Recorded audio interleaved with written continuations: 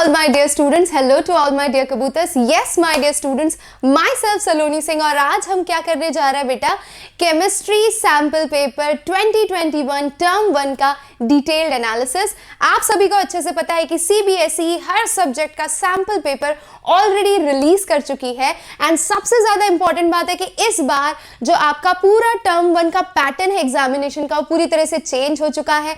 अब पैटर्न आपका fully MCQ based and yes of course आपका पेपर कितने मार्क्स का है बेटा, 35 मार्क्स का। उसके अंदर 15 मार्क्स किसके हैं बेटा, प्रैक्टिकल्स के। इन 35 मार्क्स को सैम्पल क्वेश्चन पेपर के अंदर सीबीएसई ने किस तरह से प्लेस किया है, पेपर का फॉर्मेट कैसा है, किस तरह के क्वेश्चंस हैं, कितना टाइम लिमिट है, हर एक क्वेश्चन कितने मार्क का है, उनका लेवल कैसा है, किस चैप्टर में से ज्यादा क्वेश्चन आए हैं। भाई इतने सारे क्वेश्चन हैं, इसीलिए तो ये वीडियो बनाया है मैंने आपके लिए और इसे डिटेल्ड वे में एनालाइज करके ही हम फुल मार्क्स स्कोर कर सकते हैं। क्योंकि अगर आपको पेपर का पैटर्न पता होगा तभी तो आप उसे अच्छे से अटेंड कर पाओगे बेटा। तो नवंबर दिसंबर में 35 में से हमें 35 स्कोर करना है और उसी चीज़ को ध्यान में रखते हुए एक बार सैम्पल पेपर का डिटेल्ड एनालिसिस तो बनता है। तो चलिए शुरू करते हैं बेटा। डिटेल्ड एनालिसिस के लिए पहले आपको दिखा देती हूँ सीबीएसई का सैम्पल पेपर। अच्छा अब जितने बच्चों को लगता है कि ये जो सीबीएसई का सैम्पल पेपर है मैम आपको कहाँ से मिला, वैसे हमारे बच्चे ऑलरेडी बड़े स्मार्ट है जो ऑलरेडी डाउनलोड कर चुके होंगे, और जिन्होंने नहीं किया है बेटा ये same PDF I will be sharing with you on Telegram. तो टेलीग्राम पर जाकर ज़रूर जुड़िएगा। तीसरी इंपॉर्टेंट बात बेटा, इस पूरे पेपर को हम बहुत अच्छे से सॉल्व भी करेंगे। अभी मैं इसके फॉर्मेट का डिस्क्रिप्शन आपको दूंगी ताकि आपको क्लैरिटी आ जाए कि किसी भी सीबीएसई पेपर के लिए आपको किस तरह से प्रिपेयर करना है। एक थ्योरी पेपर और एमसीक्यू पेपर अटेंड करने में यही बेसिक डिफरेंस होता है, इसीलिए पेपर पैटर्न पता होना बहुत ही ज़्यादा ज़रूरी है। What I can make up to, I will focus majorly on general instructions। पर क्वेश्चन के मार्क्स कितने हैं, ये सारी चीजें। अब यहाँ पर एक और चीज ध्यान दीजिए, अभी तक एमसीक्यू बेस्ड क्वेश्चन है, सिंगल करेक्ट आंसर है बेटा। दूसरा फॉर्मेट जो इसमें आपको देखने को मिलेगा वो होगा असर्शन रीजन टाइप क्वेश्चंस, वो भी मैं आपको बताऊंगी। ठीक है, इसे एक दिन अच्छे से डिटेल में सॉल्व भी करेंगे, तो टेंशन बिल्कुल मत लीजिए। ठीक है, ये देखिए बेटा असर्शन रीजन 45 से 49 तक, यानी कि 1 2 3 4 5 असर्शन रीजन क्वेश्चन यहाँ पर दिखाई दे रहे हैं आपको।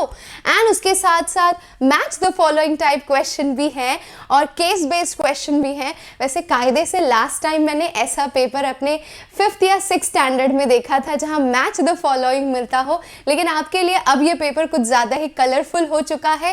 Colourful in the sense attempt करने में मजा आएगा। वैरायटी ऑफ क्वेश्चंस है, like see the match the following, case based question, MCQ based question, very nice. Okay चलिए आ जाइए, इस पेपर को डिटेल्ड वे में समझते हैं कि क्या और किस तरह से इसके अंदर क्लासिफाइड है चीजें। जनरल इंस्ट्रक्शन अगर आप सैम्पल क्वेश्चन पेपर पे रीड करेंगे बेटा, तो क्वेश्चन पेपर के अंदर 3 सेक्शन है। कौन सा बेटा, पहला आपका सेक्शन ए है। ठीक है, सेक्शन ए के अंदर ऑल टुगेदर कितने क्वेश्चन हैं बेटा, 25 questions are there in section A, जिसमें से आपको 20 क्वेश्चंस ही अटेंड करने हैं। अब आप बोलोगे मैम अगर पेपर में 25 दिया है तो हम 20 क्यों अटेंड करके आए, क्योंकि मार्क्स तो आपको 20 के ही मिलेंगे। पहले 20 जो भी आपने टिक किए होंगे उसी के मार्क्स मिलेंगे, एक्स्ट्रा नीचे आपने जो भी टिक किया होगा वो काउंट बिल्कुल नहीं होगा।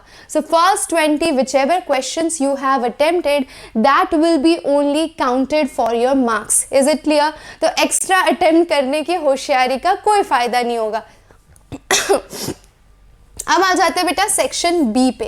सेक्शन बी आपका कितने मार्क्स का है, सेक्शन बी के अंदर ऑल टुगेदर 24 क्वेश्चंस होंगे, जिसके अंदर से सिर्फ आपको 20 अटेंड करना है। तो ए में 25 में से 20, सेक्शन बी में 24 क्वेश्चन होंगे, जिसमें आपको जो बहुत अच्छे से आता है वो 20 क्वेश्चन अटेंड करिएगा। उसके बाद आ जाते हैं सेक्शन सी पे बेटा, जिसके अंदर 6 क्वेश्चन होंगे और 6 क्वेश्चन में से आपको सिर्फ और सिर्फ 5 अटेंड करने हैं, okay, only 5 questions you have to attend.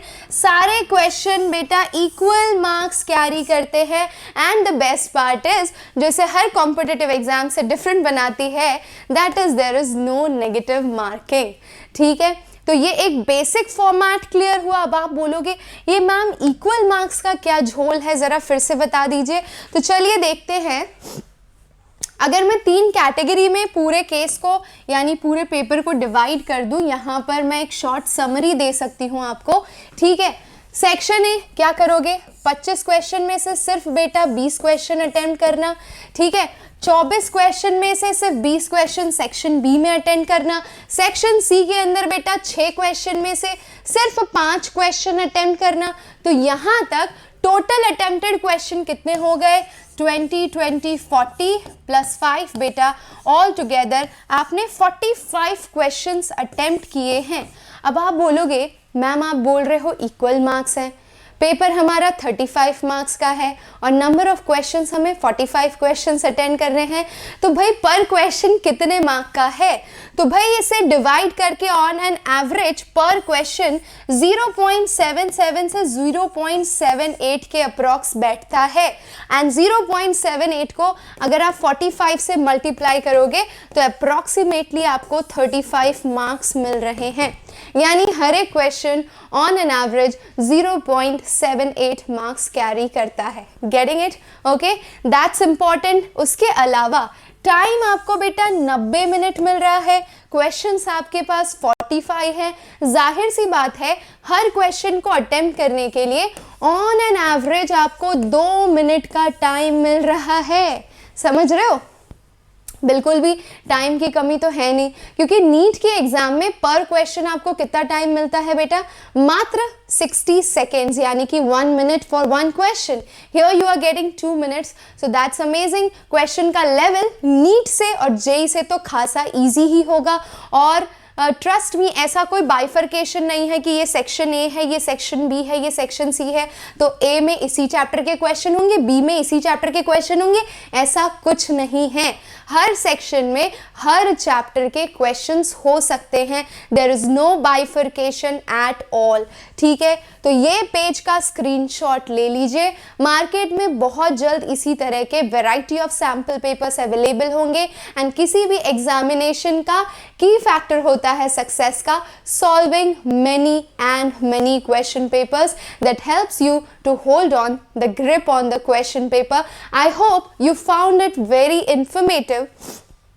अब आप बोलोगे मैम इसमें 2 चैप्टर ऐसे बहुत डर लगता है उससे, कौन सा मैं बता दूं। इस बार का जो आपका सिलेबस है उसके अंदर है फर्स्ट सॉलिड स्टेट और दूसरा है बेटा सोल्यूशन फ्रॉम फिजिकल केमिस्ट्री, जो 10 मार्क कैरी करता है। I hope you are aware of that, ठीक है। तो आपका जो सॉलिड स्टेट है इट कैरीज बेटा 5 marks on an average and solution जो कि फिजिकल केमिस्ट्री का है ऑन एन एवरेज 5 मार्क्स।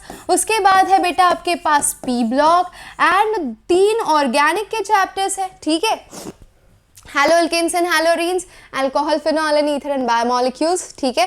तो ये हो गया ऑन एन एवरेज आपका टर्म 1 का सिलेबस एंड बेसिक आपका पेपर का एनालिसिस। क्वेश्चंस के लेवल इतने टफ नहीं है, जैसा कि अगर आप सैम्पल क्वेश्चन पेपर देखोगे तो आपको बिल्कुल आसान लगेगा। दिक्कत कहाँ है, प्रैक्टिस में दिक्कत है, और ये जो दिक्कत है ये कैसे ओवरकम किया जा सकता है बेटा। Of course practice makes the man perfect, तो जितने ज़्यादा से ज़्यादा MCQ आप सॉल्व कर सकते हैं उतना बेनिफिशियल होगा। और उसके लिए मैं पूरी कोशिश करूँगी कि आपको ये जो चैप्टर्स हैं स्पेसिफिकली टर्म 1 के सिलेबस के, वो लाइन बाय लाइन NCERT के थ्रू आप गो थ्रू करें, क्योंकि थियोरी के पेपर में बेटा आप कुछ लिख देते हैं हाफ मार्क्स मिल जाता है।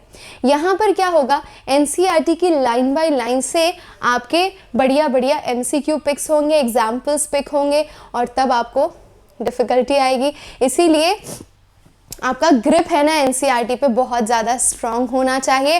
I hope you found this detailed analysis very useful.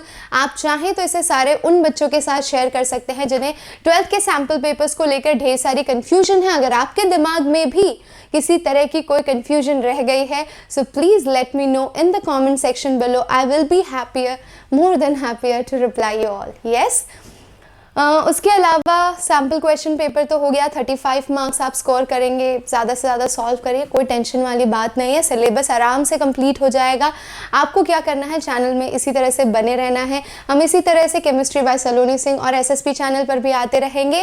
As you know, both channels are our own channel. So thank you so much for watching my dear students. मिलते हैं नेक्स्ट क्लास में। Till then take care, love you all, bye bye, see you.